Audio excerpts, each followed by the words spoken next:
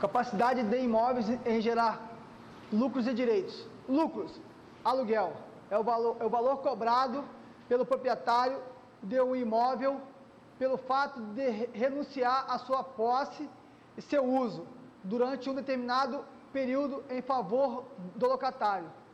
Arrendamento é o preço estipulado pela cessão do direito à exploração, uso ou fruição de um bem capaz de produzir frutos por prazo determinado e condições convencionadas. É a história do arrendamento, né? O pessoal arrenda lá a área lá, ou comércio. Servidão é o ônus real do uso imposto a propriedade a fim de assegurar a realização e manutenção de obras ou serviços públicos ou de utilidade pública, mediante a indenização dos prejuízos efetivamente suportados pelo proprietário. Ou seja, olha que legal. Vocês não têm ideia.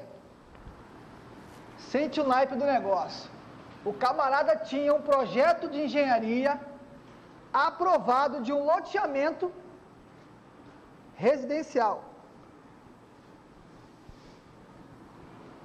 A Eletronorte chega lá,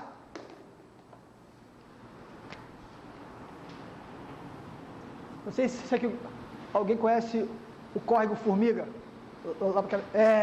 Isso. Ela faz divisa com o córrego Formiga. Aqui está o córrego assim, ó.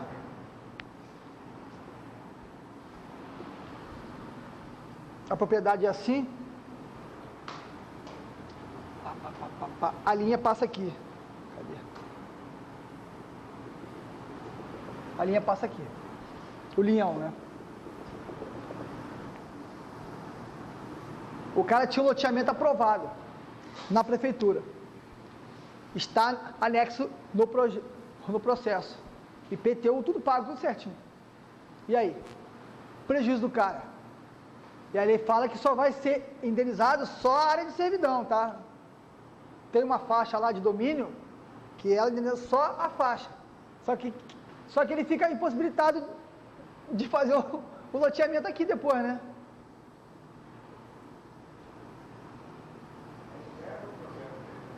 Não, aí ferrou o cara, né, bicho?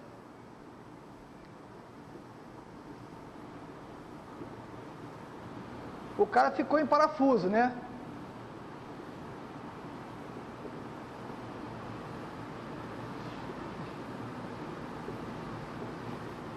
Quer dizer, ele tinha lá o previsto em ganhar uma fortuna lá, se deu foi mal. Ou seja, loteamento aqui, nem pensar. Ele pode criar aqui o quê? Ele pode ter horta, gado, né? Mas loteamento, esquece.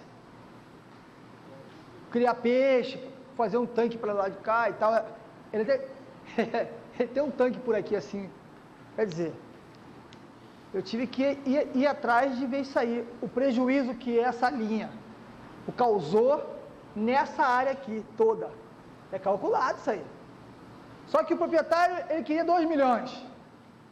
A Eletronorte queria pagar 20 mil. Pô, aí também não.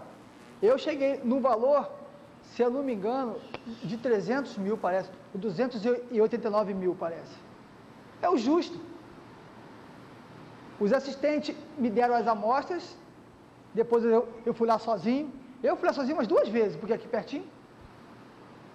Levantei tudinho sozinho, entendeu? E fiz todos os cálculos. E tenho na ponta da língua para ir em qualquer audiência e explicar lá, para dar uma aula lá. Fundamentei no livro do Abudaman, estudei e fui atrás. Por isso que eu falo que cada avaliação ou perícia é uma diferente da outra, nunca é igual.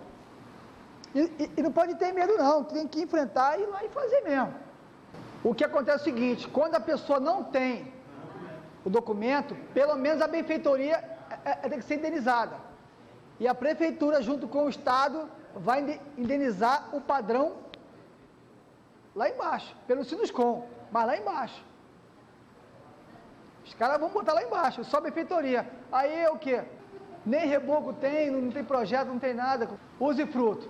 o direito real conferido a alguém para, por certo tempo, retirar o de coisa alheia todos os frutos e utilidade que lhe são próprios, desde que não lhe altere a substância ou destino, não podendo transferi-lo ou aliená-lo. Eu estou fazendo uma avaliação de um hangar lá na Infraero. A Infraero, há um tempão atrás, licitou quem queria construir um hangar e explorar esse hangar durante um período. Bom, uma empresa muito grande aí de Cuiabá, que pela ética eu não posso falar o nome, foi lá e construiu o hangar. Muito bem. Se passaram o tempo da concessão e agora ele não quer sair. Entrou com ação dizendo que o custo que ele gastou lá não paga como se fosse o aluguel do período. Aí a Infraero entrou com ação e o juiz federal, Infraero, me nomeou para ir lá fazer a avaliação. Cobrei 8 mil, o advogado da empresa que fez o hangar desceu o porrete em mim, eu abaixei para 6, aí descontou o imposto de renda na fonte, ficou 4 e pouco. Tudo bem, é um hangarzinho pequeno, é um galpão. Cheguei lá, tem um monte de aviãozinho lá, cara bilionário, né? Um monte lá de aviãozinho, e ele relocou para outros empresários de Cuiabá para guardar o avião lá dentro. E lá tem 6 salinhas lá, e lá tem as salinhas lá, só que eu não posso me meter nisso. Eu tenho que me limitar a responder os quesitos. Quanto vale o hangar? Ponto. Eu vou fazer uma avaliação do hangar. Acabou por aí. Eu vou quantificar ele como se fosse do padrão de galpão pelo Sinduscom, meu amigo. Aí o engenheiro falou assim, não, mas Edmilson, eu usei estaca aqui.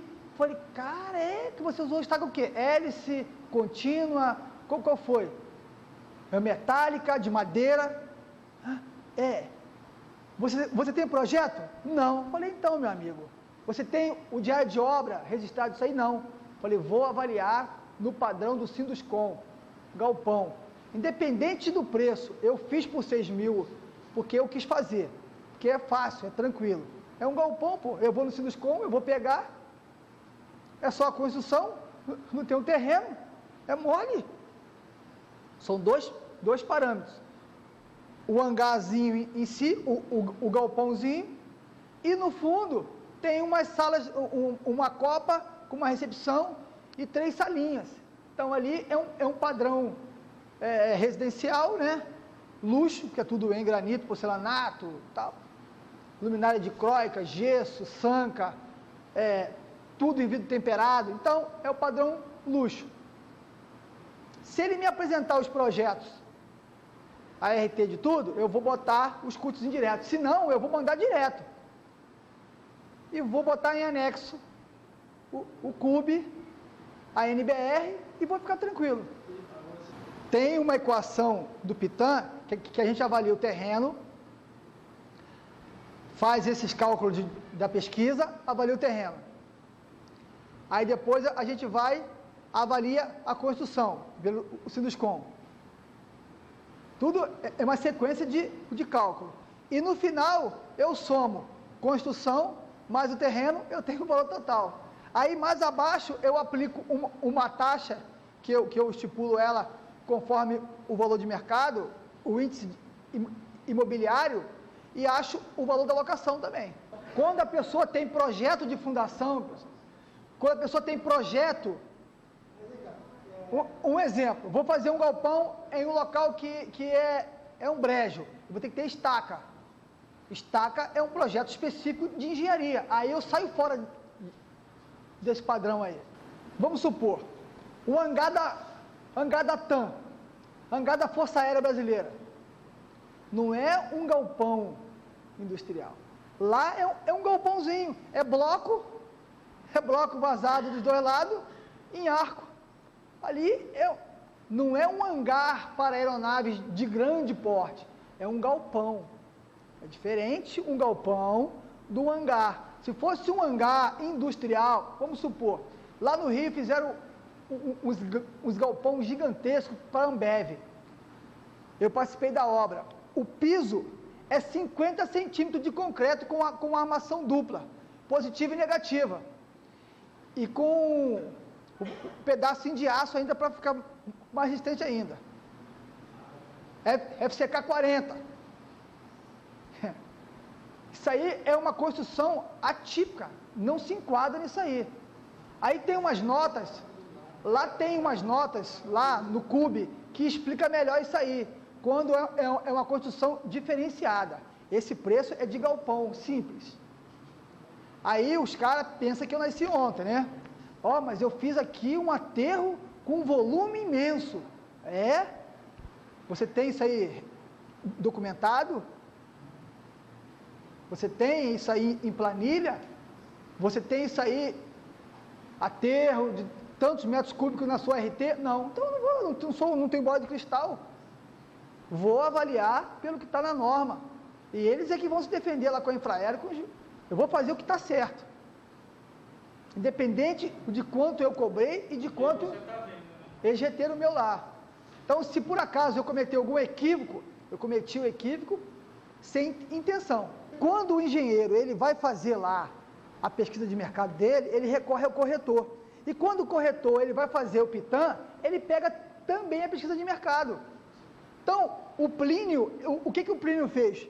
Por ter uma formação de engenharia e de corretor de imóvel, ele buscou informações na avaliação técnica e puxou para o PITAM. E fez com que o corretor, o avaliador, ele consiga fazer uma avaliação de mercado, mas levando em consideração desvio padrão, média, amplitude, máxima, mínimo, que nada mais é do que a gente acabou de fazer lá no programinha, que é a pesquisa de mercado. Então, quando você faz a pesquisa de mercado, você tem aquele tudo homogeneizado e puxa para o PITAM, no fundo vai ser a mesma coisa.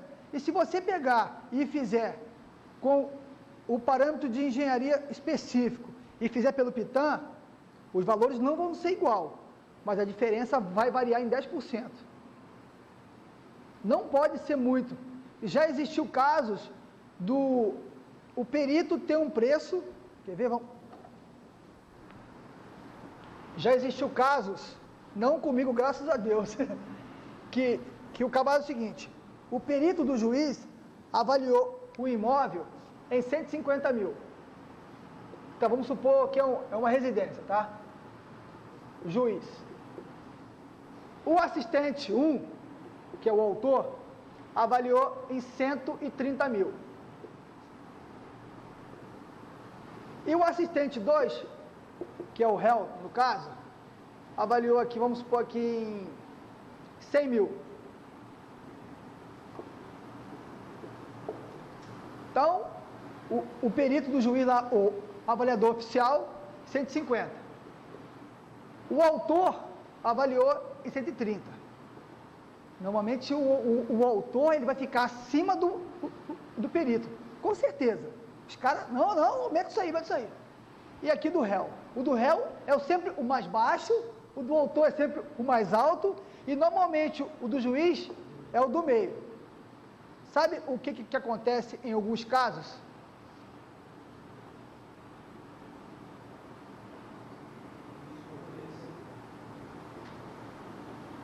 Divide por 3, mete a caneta e cada um que vai recorrer onde quiser recorrer. Isso acontece. Agora, você observa que os valores aqui, esse aqui é o único valor que ficou muito fora. Normalmente o autor e o juízo ficam paralelos. Os preços eles variam em 10%. Agora, se um for 100, o outro for 50 e o outro for 200, alguém aqui está maluco da cabeça. Um dos três aqui tem que tomar gadernal. Dois estão doidão e um está certo. Agora, quem que está certo? Tem que pegar os 3 laudos e, refazer tudo passo a passo e achar os erros. Porque existem erros. Um trabalho bem apresentado, tá? Bem formatado, com marca d'água, entendeu? Negócio bem fundamentado, com conteúdo, né? Não é aquele monte de folha que não vale nada. Com conteúdo, com NBR, né? Com cube anexo, as fotografias bem centralizada, com o mesmo tamanho, né? Escrito embaixo o que é a foto. Esse cara aqui é profissional. Eu fiz a avaliação do sistema de água e esgoto, lá da Água de Campo Verde e Primavera. É um exemplo assim, bem claro de como é possível você economizar e aumentar o lucro em sistema de água. Na época lá, quando eles pegaram a concessão, só tinha sucata, né? E eles pagavam de energia, se eu não me engano, em torno de R$10 mil. Poço artesiano, iluminação, aquela coisa toda, bomba pra caramba. Fiz uma avaliação para eles, eles pegaram um dinheiro com o BNDES, dando em garantia aquela avaliação dos bens. Pegaram o dinheiro, aplicaram o recurso em ETA, em ET lá, e trocaram todas as bombas, quadros de medição, cabeamento, ou seja, automatizou tudo e botou tudo de ponta. A energia caiu para R$3 mil. Privilégio que o governo concede aí, privilégio que o governo concede a uma empresa para que explore em regime de monopólio um serviço de utilidade pública. Privilégio concedido pelo Estado a uma empresa ou indivíduo para que explore mediante contrato recursos naturais cuja propriedade, segundo a Constituição Federal, não pode ser privada. Ou seja, ainda tem gente que discute se isso aqui é viável ou se não é viável.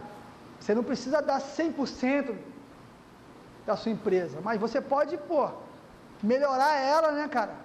Com novas cabeças, com novas tecnologias. Comodato.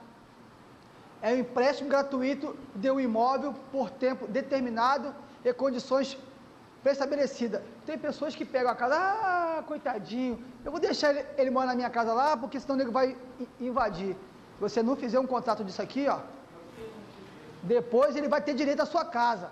Os direitos podem ser resumidos em hereditários, que são aqueles transmitidos por herança, em direitos possessórios, que são direitos decorrentes de posse.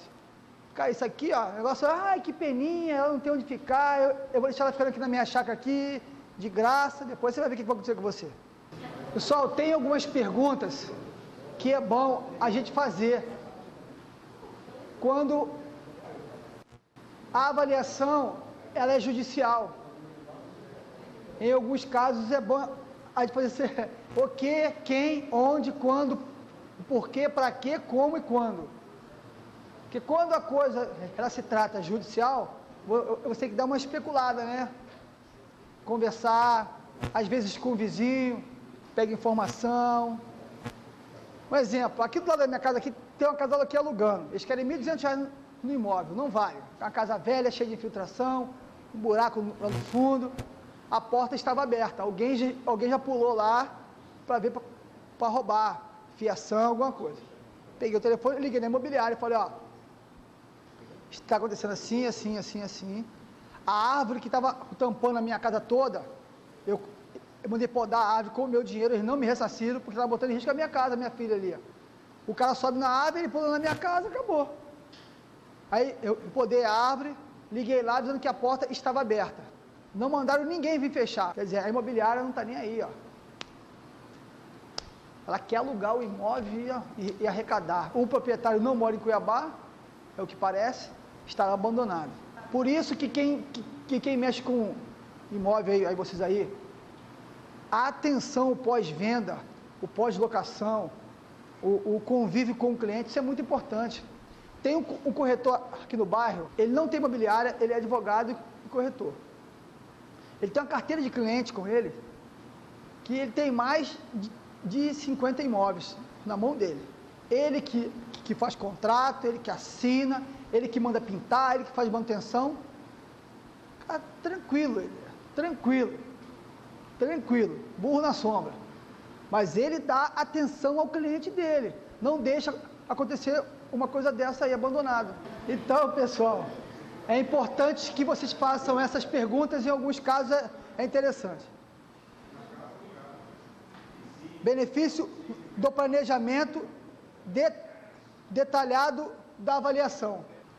A avaliação deve ser detalhada, planejada. Os benefícios advindos deste planejamento são: aumento da probabilidade de sucesso, otimização e utilização de tempo. Você não precisa ficar voltando lá na área várias vezes. Checklist, planejamento. Já levar a máquina. Uma vez eu levei um GPSzinho, o bichinho quebrou, rapaz. Falhou lá na hora lá. Pavorei, no meio do mato, lá na Araguaia. Aí o piloto do avião falou: não, Edmilson, o uso do avião aqui, ó, foi minha salvação. Imaginou eu ter que voltar lá depois com o meu dinheiro? Desespero que eu entrei. Já foi desespero ainda naquele aviãozinho monomotor que eu peguei lá em Santo Antônio. O bichinho já foi balançando de lá aqui, cheio de sacola dos outros, porco, galinha, um monte de carona. Porra. Chegou lá, o GPS pifou. Ainda bem que ele tinha lá da aeronave. Hoje virou moda, né? Até os carros têm GPS agora, né? Transparência da atitude profissional. NBR, imagem, fundamentar. Tem uma frase que eu copiei do Abu Damam, boto em todos os laudos meu. As fotos em anexo melhor demonstram a realidade dos fatos. Ponto. O que eu faço ainda? Eu boto num CD, faço uma capinha personalizada, boto numa caixinha, tem que fazer com meu telefone, endereço, e-mail, tem que fazer vender meu peixe. Demonstração da importância dos trabalhos. Aí tem o trabalho de campo, o trabalho de escritório, né? A história da cidade. Eu comprei um livro uma vez, me roubaram meu livro, ele não está aqui, é um grossão. Histórias das cidades do Mato Grosso, um livro com a capa preta. Tem todos os municípios e conta a historinha. Hoje em dia não, hoje em dia você vê aqui na rede, aqui, vamos supor, Alto Araguaia. Entra o site da cidade, só copiar e colar. Quando eu faço de Cuiabá, eu entro no site de Cuiabá da cidade, e lá eu pego os principais investimentos da cidade, eu boto isso no laudo, os principais investimentos da cidade, a história da cidade, a origem do Cuia, né, Bar. Eu boto, não encho não boto um bolo de folha assim, mas eu pego, faço uma formatação, boto informação, que a pessoa que não é de Cuiabá, que é de fora, que quer uma avaliação, para ele é importante saber a origem, a história, as distâncias dos principais centros.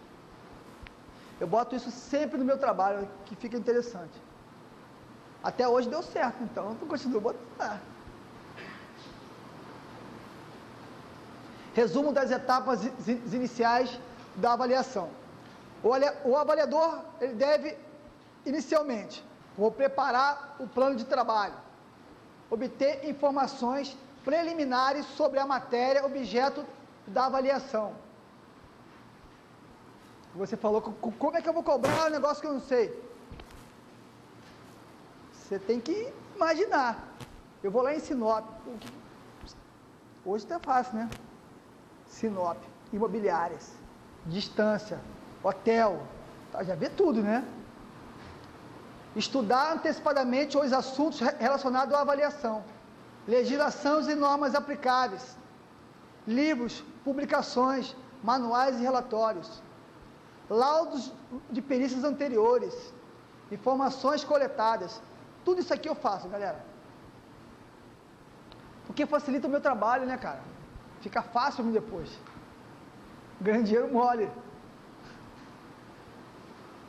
E investigar outras fontes de informação. Preparar a lista de verificações. Observar se todos os quesitos estão preparados e disponíveis para avaliação. Notificar os assistentes. Pô, isso aqui é importantíssimo, pessoal. Isso é importantíssimo. Vou ensinar para vocês aqui um macete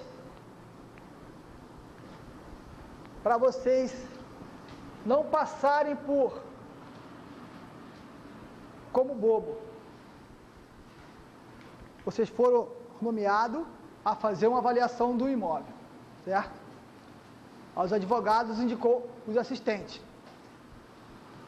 Você fez a proposta, aceitaram, marcaram a data, você peticionou pedindo 30 dias no mínimo para começar o trabalho. Aí, a escrivaninha do fórum ou da Justiça Federal vai notificar as partes avisando que hoje é dia 22. Vamos supor que isso aqui fosse segunda-feira, 22 do 10, né? 22 do 10, beleza.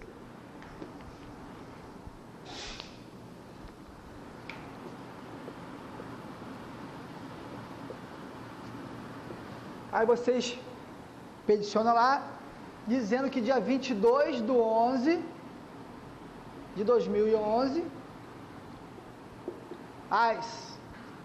às 13 horas, você vai retirar o processo lá da escrivaninha e pegar o seu alvará de 50%. Isso é muito importante, né? E vai tomar na veia 27% e meio.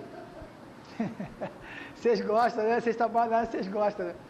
Bom, daí você tem 30 dias após essa data aqui para você entregar o seu laudo, podendo ser prorrogado por mais 30. O que você vai fazer? Você vai fazer uma AR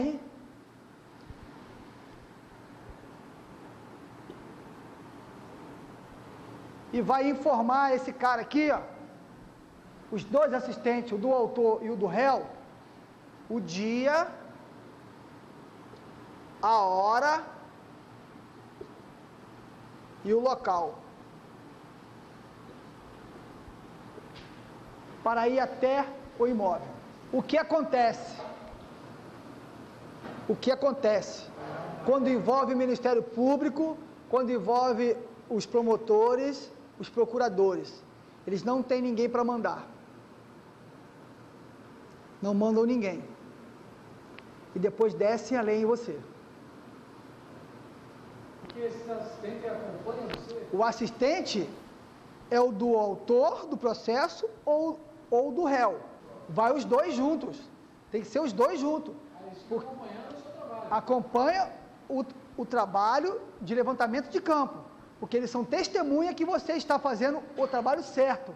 Que você está pegando as informações, que você está fazendo a pesquisa de mercado, que você mediu a área, que você esteve em loco. Hoje eu posso ser o perito ou o avaliador, amanhã eu posso ser o assistente. Quando eu começar lá a descrever a minha avaliação, lá o texto inicial, compareceram no local o engenheiro ou o corretor, fulano e tal, acompanhado pelo assistente técnico, o da parte autora, o senhor, RG, na mesma data não compareceu, e mete e vai embora. Costuma. A Infraero, eu que fiz a perícia do aeroporto, tá? Ano passado. Não mandou ninguém de Brasília. A Infraero não mandou ninguém de Brasília. Aí a empresa de Cuiabá mandou o engenheiro que fez a obra, o assistente técnico, indicado no processo. Mandei uma R para ele.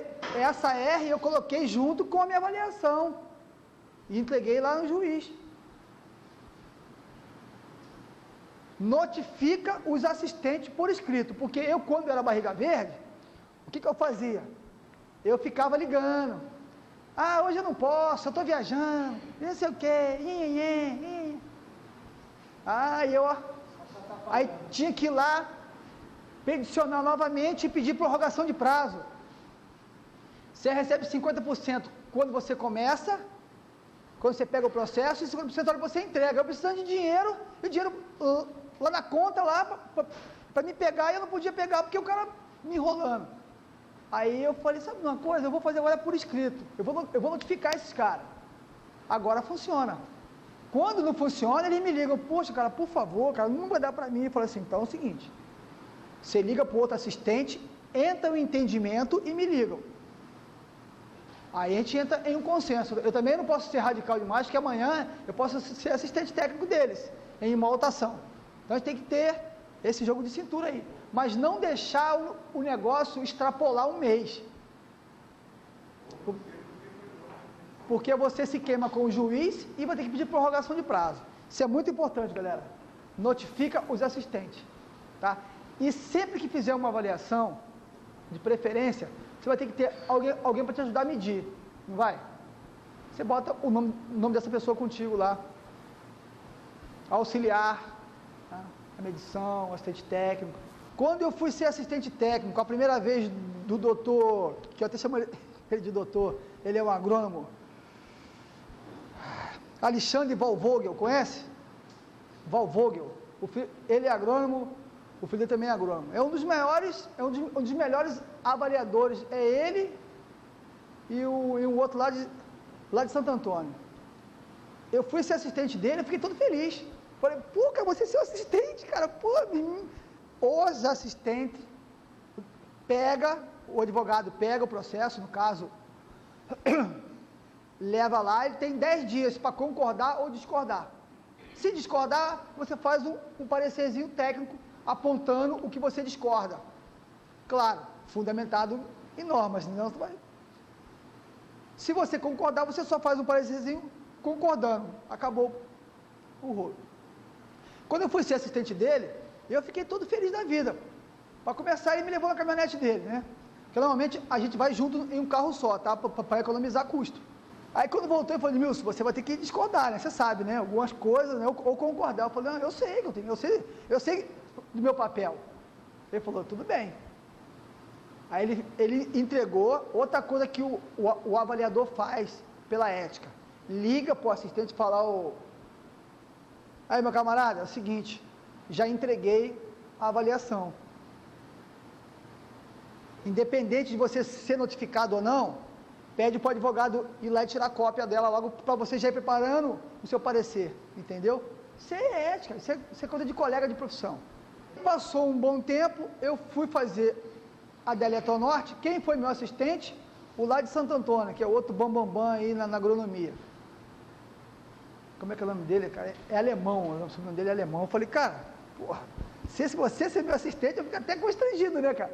Porque, porra, você é o cara, né? Meu maior sonho é ter sido o seu assistente em uma avaliação. Ele falou, não, Edmilson, o cara foi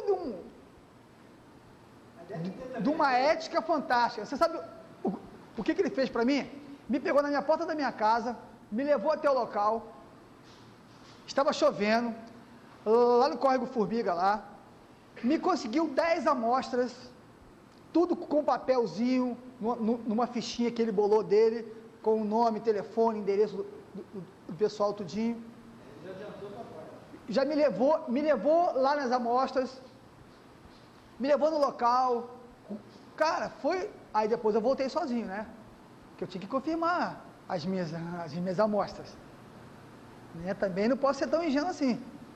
Aí, além de confirmar, eu tirei foto dos imóveis, para botar, eu tenho que me resguardar, né, por escrito.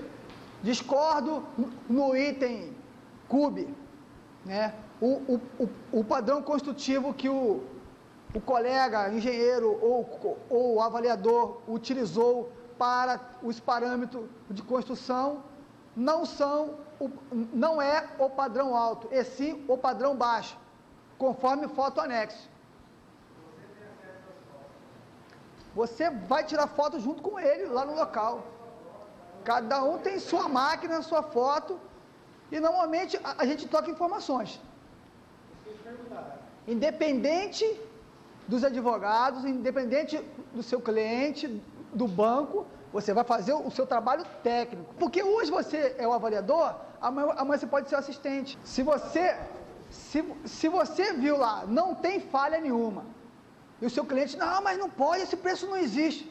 Você fala assim, mas ele utilizou as normas corretas, aplicou os parâmetros corretos, eu não tenho como inventar. Doutores aí da lei que não aceitam. Então ele assina. Uma coisa que vocês nunca aceitem, quando for uma avaliação judicial, que o proprietário esteja junto. Uma vez que eu falei, ó, o senhor me desculpa, eu sou técnico, o senhor não está convidado a acompanhar a equipe, o senhor não foi notificado, quem poderia estar aqui até era o seu advogado, né? O senhor me dá licença. Eu falei, ó, se o senhor for impedir o meu trabalho, eu vou voltar. Aí o engenheiro falou com ele lá, pô, o rapaz está certo, o senhor não pode vir aqui, querer induzir, apontar, não, o senhor tem que ir. O advogado ele pode acompanhar, não vai falar nada. Entendeu? Então, isso também, os donos de áreas têm mania de querer pôr preço, e não pode. Agora, quando eu sou assistente, e eu quero que o preço fique acima, o que eu faço? Eu vou na frente, faço a minha pesquisa de mercado, tiro as amostras baixas, só coloco amostras altas para o perito. Ai, meu camarada, está tudo prontinho aqui, você pode ir lá conferir. Vocês vão ouvir muita besteira às vezes, mas é melhor ouvir do que o criar bate-boca. Dirigir trabalhos, normalmente eu fico só vendo, só fala, fico quieto, porque tem assistente que quer papudão, que quer falar, que acha que você é bobo, que de repente vê minha cara assim, meio que jovem ainda, né? Aí eu fico quieto.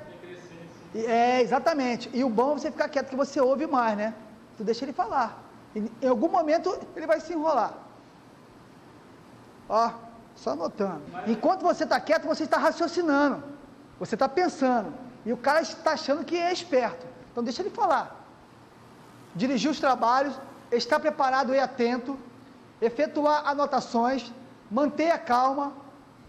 E, rapaz, eu sou um cara altamente agitado, né? Em obra. Eu fico tranquilo, deixa eu falar.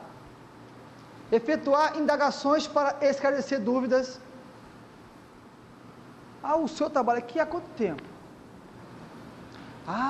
10 anos. É? Mas o seu patrão é quem? Às vezes o cara fala assim, que você quer... Aí fala outra pessoa, assim, mas o dono aqui é fulano, é outro patrão. Você já começa a ver que tem coisas por trás, preparada para te enganar. Então tu tem que perguntar quanto tempo ele está ali, quem é o patrão, de quem é o gado que está ali, ou de quem é essa casa, quem que morava ali, se ele mora e é o dono, se ele é locatário, né? De quem ele alugou. Você descobre às vezes cada coisa, fica até arrepiado.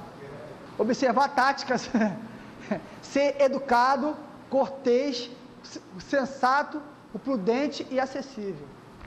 Tudo isso aí eu sou na hora que eu quero ser tranquilo, mas bem tranquilo. Porque tem cara que pensa que você é bobo, né? Em alguns casos ele pode pedir para tu refazer.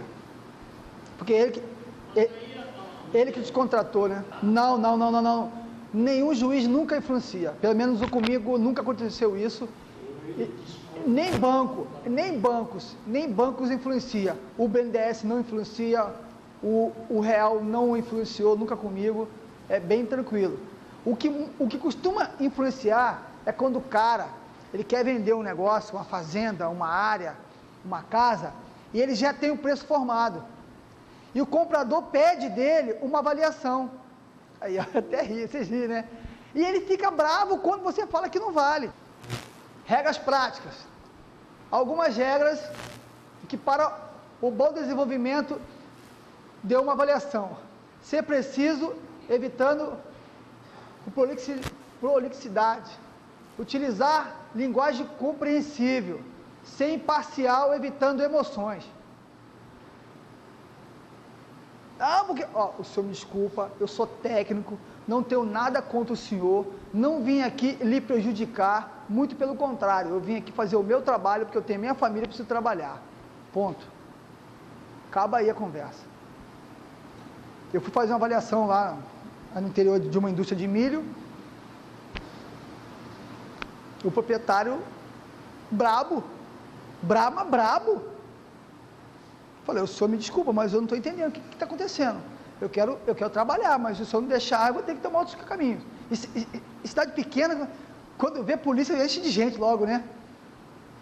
Voltei no fórum, fui lá, por coincidência, o juiz era um colega meu que jogava bola comigo no Monte Líbano, eu não sabia. Falei, eu queria falar com o doutor, o excelência aí. Do que se trata? Falei, eu vim fazer um trabalho aqui e o proprietário não quer deixar eu entrar na área.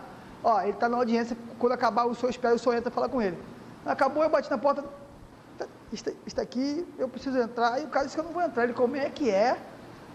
O juiz determina na hora uma viatura e o cara fica com a cara no chão, né?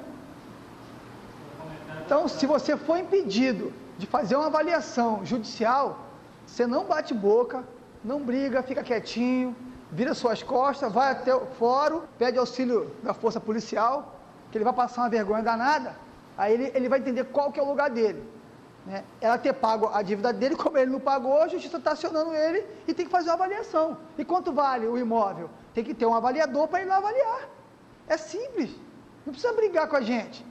Nós não somos polícia, a gente está fazendo nosso trabalho, pô. Então, se algum dia acontecer isso com vocês, se for uma avaliação judicial, não bate boca, não discute, seja humilde, fica quietinho, sai. Você foi contratado, né? Exatamente. Exatamente. Ser imparcial, sempre que é necessário, retornar ao local, objeto da avaliação, a fim de sanar informações ou os aspectos duvidosos. Quando ele me deu aquela relação de amostras, eu já sabia, eu sou cria deles, eu vou dar mole para eles. Eu já sabia que só tinha amostras altas. Aí eu voltei lá depois, e eu voltei de motinha ainda, por cima, porque é um lugar perigoso, esquisitão lá para dentro daquele lugar lá. Eu fui de motinha, eu tirei foto com o celular, conversei, liguei para um monte de gente. Porque eu quero comprar uma área para mim aqui, porque eu vou botar aqui umas galinhas, uns porcos. Eu tenho para vender, se o senhor quiser depois, é esse papinho, né? Utilizar a lista de verificações para manter a abrangência pertinente. Sempre agradecer esse desculpar-se aos moradores e aos ocupantes ou imóvel, caso haja pela vistoria e informações. Que às vezes é uma coisa que até entristece, sabe? A pessoa não conseguiu pagar o imóvel e está lá e você tem que ir lá, entrar, tirar foto, fazer avaliação, aí tu vê criança, né? Negócio. Mas é o seu trabalho, né, cara? Aí você conversa com a pessoa, normalmente a dona de casa, explica para ela que a gente não vai tomar casa dela, só tem que fazer uma avaliação para o banco e tal. Aí, porra, cara, porque você incomoda. Acaba, de um jeito ou de outro, você incomoda as pessoas, não tem jeito. Coleta de informações. No decorrer da vistoria, efetue anotações que, mais tarde, o deverão fazer sentido. Às vezes são coisas bobas, mas é bom anotar. É igual o croquis. Às vezes é bom ter essa informação. Deixa eu dar um exemplo aqui de um croquis, que para quem não sabe o que é um croquis. Então aqui, ó. Aqui é o terreno do cara, certo? Então vamos supor que esse terreno ele tenha de frente aqui 30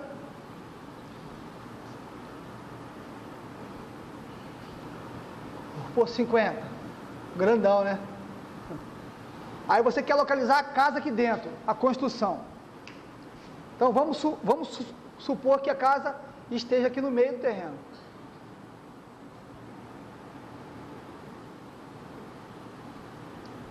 Então você pega essa distância aqui, ó. Vou botar aqui 2 metros.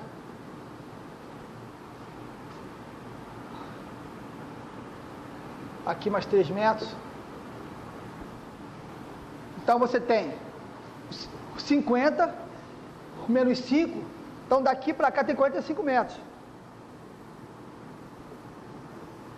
Não. Aí daqui para cá tem Tudo aqui é 30, então vou botar aqui 20 metros aqui. Então aqui tem 20. Ou seja, você está amarrando a construção no terreno. Aí depois você sabe exatamente qual que é a área permeável. O pessoal vai, soca piso aqui em tudo, né? Piso, concreta. Aí quando chove, aí transborda tudo, né? Porque não tem onde descer a água, a área permeável. E tem lei municipal que fala em área permeável. Todo projeto novo na prefeitura lá, eles analisam área permeável, taxa de ocupação, índice de utilização, tem toda uma norma. Ninguém pode chegar aqui, ó, 100% construído e construir tudo não. Ou construir a casa aqui e aqui botar piso em tudo. Mas o pessoal faz o projeto de um jeito, aí depois que tirou a bits, vai lá e cimenta tudo, né? Então isso aqui, pessoal, é um croquis, tá? Agora, a planta de localização, que também é um negócio legal, interessante pôr no laudo, a avaliação é o seguinte, ó. Aqui, rapidão, aqui é a rua 43, tá? Vamos supor que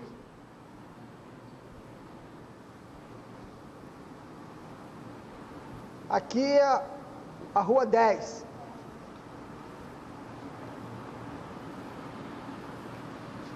Aqui é a rua 20. Vamos supor que o seu lote está bem aqui, ó. Né? Aí o que você faz?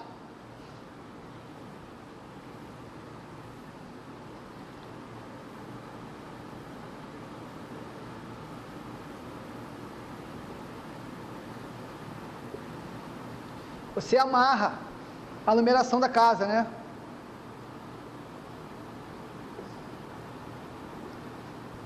A localização, rua 43, 576, é o nome da minha casa ali. Então você amarra isso aqui é uma planta de localização. Se você tiver habilidade para fazer no AutoCAD lá, ou no Wordzinho mesmo lá, você pode também botar isso no laudo. Você me chamou aí. Então, a gente coloca essa plantinha de localização, que no projeto arquitetônico é obrigatório. Um projeto arquitetônico, pessoal, ele é composto de planta baixa, corte, fachada, localização e memorial descritivo. Isso é um projeto de arquitetura. Se você for avaliar um imóvel, tá certo, né? Se você for avaliar um imóvel e tiver isso, nossa, vai ser uma mão na roda para vocês. Que aí vocês tiram uma cópia aerográfica lá no vermelhinho ou em outro local, anexo o projeto do imóvel. Olha que beleza. Porra, vai ficar um laudo bacana.